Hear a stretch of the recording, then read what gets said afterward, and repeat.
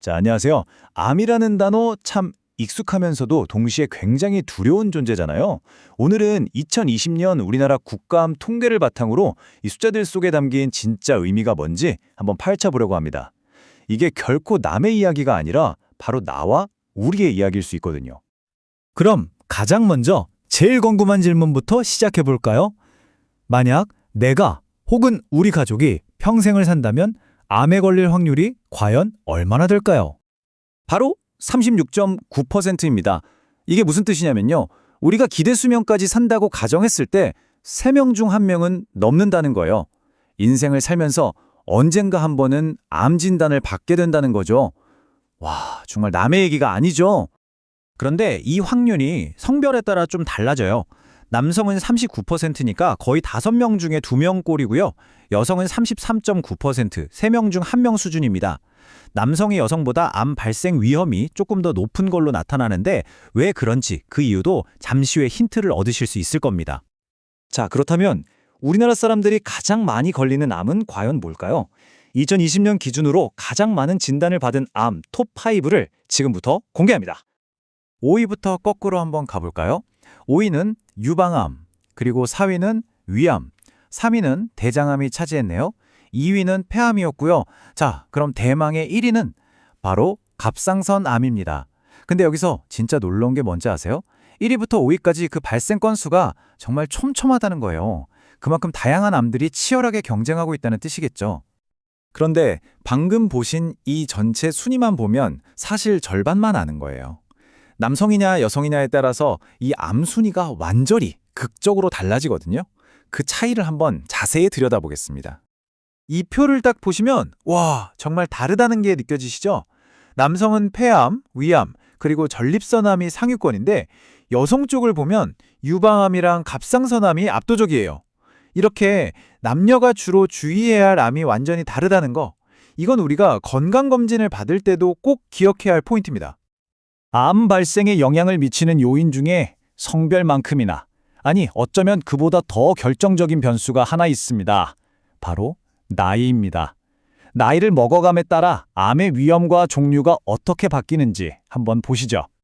이 그래프가 정말 모든 걸 말해줍니다. 65세 이상, 이 구간에서 발생률이 말 그대로 폭발합니다. 그 이전 연령대하고 비교하면 3배가 넘게 확 뛰는 거예요. 여기서 핵심은 나이가 들수록 암 위험이 그냥 완만하게 오르는 게 아니라는 겁니다. 어느 시점을 지나면 거의 절벽으로 오르듯이 가파르게 치솟는 거죠. 그럼 나이대별로 주로 나타나는 암은 어떻게 다를까요? 먼저 0세에서 14세, 우리 아이들 시기에는 혈액암의 일종인 백혈병이 가장 위협적인 암으로 꼽힙니다. 그리고 15세에서 34세, 이제 막 사회생활을 시작하는 청년기에는 갑상선암이 1위로 올라서요. 다른 암들이 주로 중장년층 이상에서 많이 나타나는 것과 달리 갑상선암은 이렇게 비교적 젊은 나이에 발생률이 높다는 게 가장 큰 특징입니다. 우리 사회의 허리라고 할 수 있죠. 35세에서 64세 중장년층에서도 전체 1위는 여전히 갑상선암인데요. 바로 이때부터 성별의 차이가 본격적으로 나타나기 시작합니다. 여성에게는 유방암이, 남성에게는 위암이 각각 가장 위협적인 암으로 떠오릅니다. 마지막으로 65세 이상 노년기로 가면 폐암이 가장 지배적인 암이 됩니다. 이렇게 보니까 평생에 걸쳐서 나이대별로 우리를 위협하는 암의 종류가 정말 역동적으로 바뀐다는 걸 알 수 있죠. 자, 지금까지는 2020년이라는 딱 한 해를 현미경으로 들여다본 거라면 이제는 줌아웃을 해서 지난 20년 동안 우리나라의 암 지도가 어떻게 변해왔는지 그 거대한 흐름을 한번 짚어보겠습니다. 지난 20년의 흐름은 정말 한편의 드라마 같아요. 1999년부터 2011년까지는 발생률이 계속 오르다가 2011년에 정점을 찍고 갑자기 뚝 떨어지죠. 이때 급격하게 감소한 건 바로 갑상선암 과잉 진단 논란 이후에 검진이 줄어든 영향이 굉장히 컸습니다. 그리고 2015년부터는 전체 발생률이 큰 변화 없이 안정기에 접어든 모습입니다. 하지만 이 안정이라는 단어 뒤에는요, 개별 암들의 아주 극적인 변화가 숨어 있습니다. 전체 평균은 잔잔해 보이지만 그 안을 들여다보면 각 암들의 운명은 완전히 다른 방향으로 가고 있거든요. 바로 이 엇갈린 운명을 보시죠.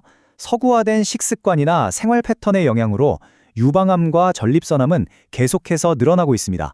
반면에 위생 환경이 좋아지고 비형 간염 예방 접종이 보편화되면서 위암이나 간암은 꾸준히 줄어들고 있죠. 이처럼 우리의 생활 방식 그리고 의료 환경의 변화가 암의 지형도를 실시간으로 바꾸고 있는 겁니다. 결국 2020년 암 통계가 우리에게 말해주는 건 아주 명확합니다. 암이라는 게 이제 단순히 운이 나빠서 걸리는 병이 아니라는 거죠. 우리의 나이, 성별, 그리고 우리가 살아가는 이 시대의 모습이 그대로 반영된 일종의 사회적 기록이라는 겁니다. 계속해서 바뀌는 이 암의 지도, 이걸 보면서 우리는 과연 미래의 위험을 어떻게 예측하고 또 대비해야 할까요? 오늘 이 이야기가 그 질문에 대한 작은 힌트가 되었으면 좋겠습니다.